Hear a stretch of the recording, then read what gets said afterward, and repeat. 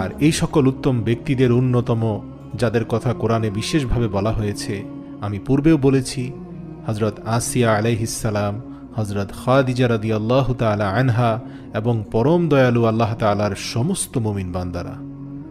আর অবশ্যই তাদের প্রধান নেতা মুহাম্মদুর রাসূলুল্লাহ সাল্লাল্লাহু আলাইহি ওয়াসাল্লাম তো রয়েছেনই।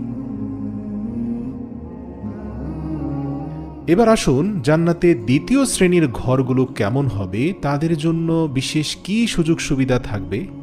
এছাড়াও আমরা জানব বিশেষ কিছু নেক আমল সম্পর্কে, অর্থাৎ বিশেষ 10টি এমন আমল রয়েছে যার ফলে একজন বান্দা জান্নাতের দ্বিতীয় শ্রেণীর মর্যাদা একদম নিশ্চিত করে ফেলতে পারে।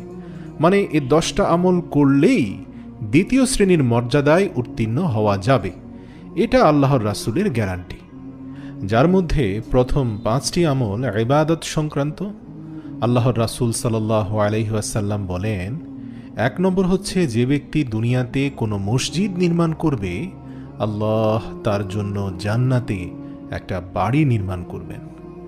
আল্লাহ তাআলা এখানে আপনার নেক আমলের প্রতিদান দেবেন। যদিও আল্লাহ তার রাজ্য বাড়ানোর জন্য আপনার কোনো প্রয়োজন নেই, তবুও তিনি সেখানে আপনার জন্য বাড়ি তৈরি করেন, এবং সমস্ত রাজাদের রাজা আল্লাহ ছাড়া আপনার কোনো রাজ্য নেই।